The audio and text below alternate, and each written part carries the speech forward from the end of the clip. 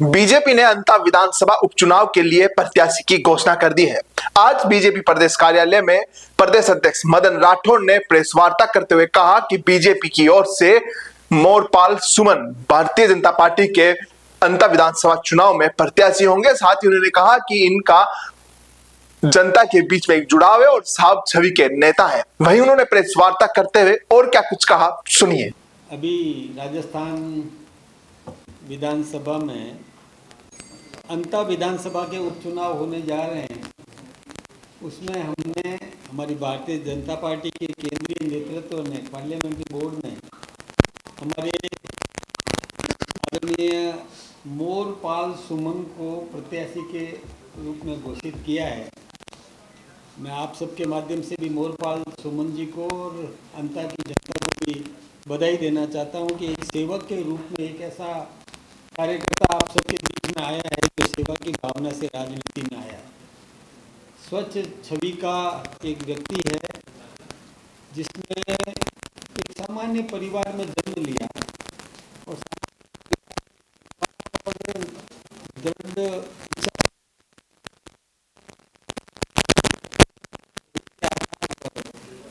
और अभी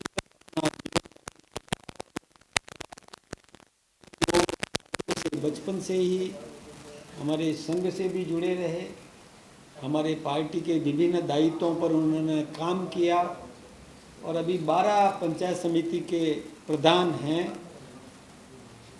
और अच्छी सेवाएं दे रहे हैं। ऐसे व्यक्ति को हमने मैदान में उतारा है। जिस प्रकार से एक सामान्य परिवार से उठ कर के आए हमारे देश के प्रधानमंत्री नरेंद्र भाई मोदी जी ने भी एक बहुत अच्छा शासन इस देश को दे रहे हैं और इसके साथ ही दुनिया में भारत का मान भी बढ़ा रहे हैं दुनिया में, और सर्वाधिक लोकप्रिय नेता बन करके साबित हुए। वो भी एक सामान्य परिवार से उठ करके आए थे। ठीक इसी प्रकार से हमने भी अंता में भी एक सामान्य परिवार का एक सामान्य सा कार्यकर्ता जिसने सेवा के बल पर राजनीति में अपनी एक इमेज बनाई है, उस कार्यकर्ता को हमने और उम्मीदवार के रूप में चुना है। और वो सामान्य परिवार की क्या क्या समस्याएं होती है, किस प्रकार से उस सामान्य परिवार के व्यक्ति को संघर्ष करना पड़ता है, सामान्य परिवार के व्यक्ति को क्या क्या ज़रूरतें होती है, वो सब अच्छी तरह से जानते हैं और निश्चित रूप से उस क्षेत्र की जनता को वो सेवाएं देंगे। सामान्य परिवार को किस प्रकार से मजबूत करना है वो निश्चित रूप से ऐसे प्रयास करेंगे और जीत करके आएंगे। हमने पहले भी निवेदन किया था कि हम सर्वे करवा रहे हैं। हमने प्रत्येक बूथ पर अपनी टीम भेजी है और बूथ में जिस जिस वर्ग के जो नागरिक निवास करते हैं, मतदाता निवास करते हैं, उनमें से संख्यात्मक आनुपातिक दृष्टि से कुछ लोगों को लेकर के सर्वे करवाया। हमारे कार्यकर्ताओं ने भी सर्वे करके रिपोर्ट दी। हमारे और भी जो संगठन है उनसे भी हमने पूरी जानकारी प्राप्त की। फिर हमारा केंद्रीय नेतृत्व भी अपने तरीके से सर्वे करवाता है और उन सभी सर्वे में जो सर्वाधिक लोकप्रिय नेता के रूप में चुन करके आए हैं श्रीमान मोरपाल सुमन, उनको हमारी पार्टी ने उम्मीदवार घोषित किया है निश्चित रूप से और हम जीतेंगे।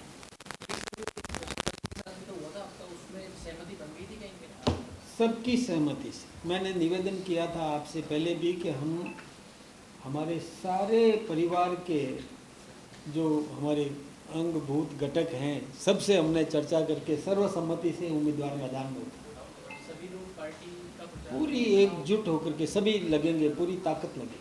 अपने 2-3 बार नाम लिया कि निष्कलंक है कि बाकी में ऐसी कोई, मैं ऐसा ये कह रहा हूँ, सामने वाले उम्मीदवार जो है ना उनकी तुलना में हमारा उम्मीदवार सर्वश्रेष्ठ है।